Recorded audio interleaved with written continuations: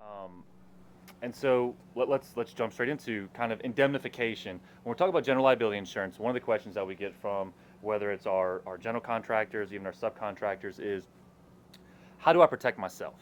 You know, especially when you think about whether they're commercial or residential, a general contractor, most of the work, if not all of it, is done by subcontractors. Mm-hmm. So how can I protect, if I'm a general contractor, how do I protect myself through indemnification and through, language to protect myself Yeah.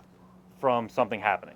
Well, look. So they should always have a hold harmless agreement, Mhm. right? I don't want to get into the nuances of that. If someone needs a hold harmless agreement, they can come to you. You can kind of give them a copy of one. I know you've Yep. got a good one on And seek file. legal counsel. We are not tax or legal advisors.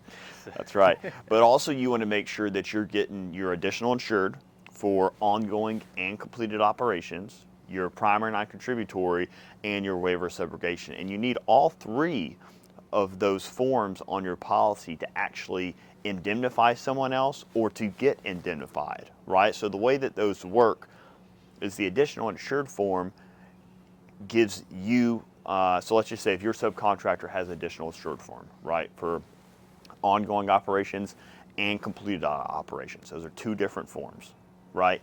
That makes you an insured underneath their policy, right? So if there's a claim and their policy will respond, that means that it'll respond to protect you. So that's what you need. But you need two other forms as well.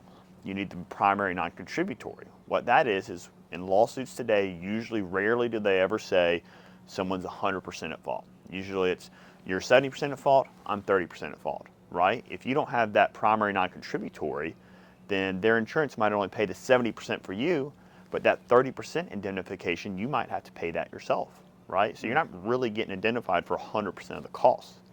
The other thing is waiver of subrogation. Let's say you have the first two forms on there, but you don't have the subrogation form on there, right? Mm-hmm. Subrogation is when your insurance, let's say you're the subcontractor, you're indemnifying me, there's a claim, you're 70% at fault, I'm 30% at fault.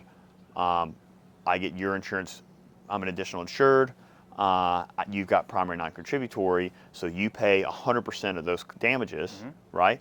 But then your insurance company could subrogate, could sue my insurance company and try to get that 30% back. Well, I don't want your insurance to sue my insurance company. Right. So that's why you had that waiver of subrogation to make sure you can't sue me after the fact, right? Your insurance Yeah. can't sue me after the fact. So that's why you need all three of those, right? Yeah, and let's dive in a little bit too, because this is something that I don't think a lot of people completely understand. Is so speaking of the additional insureds, you have there are more than just the two basics. With the two basics, so the CG 2010 or its equivalent of the additional insured for current operations, and Mm-hmm. then the CG 2037, which Mm-hmm. is the additional insured for completed products and operations. So can you touch a little bit on the difference between the two, and Yeah. especially in construction, how that could really affect a claim that might be 6 months down the road? Yeah, absolutely. So your the 2010, Mm-hmm. right? That's your ongoing operations, right? So that's going to be like a bodily injury, right? Someone falls off a roof, breaks their arm, or someone drops something off a roof and injures somebody else, right? You're kind of going to know when that happens right away, right? Or there's some kind of construction of products damage, right? Let's just say scaffolding falls over into a building next door and damages it. Whatever that is, that's going to be known right away. That's going to be your 2010. But then after you build that home or you complete that project or whatever it is, commercial, residential, doesn't matter. When you complete it and you walk away, you've got a 10-year statute of repose, which Mm-hmm. means that for the next 10 years, if something comes up and they deem that you built it incorrectly, you could get sued for that. So if you're a general contractor, you want to make sure, if you're a subcontractor who's indemnifying somebody, you want to make sure that you have the 2037. That is your completed operations form. And that's going to give you coverage for the next 10 years if something comes up. And that's important because, one would think, well, the subcontractor has insurance, they have completed products operations, Mm-hmm. as part Mm-hmm. of their aggregate and so forth.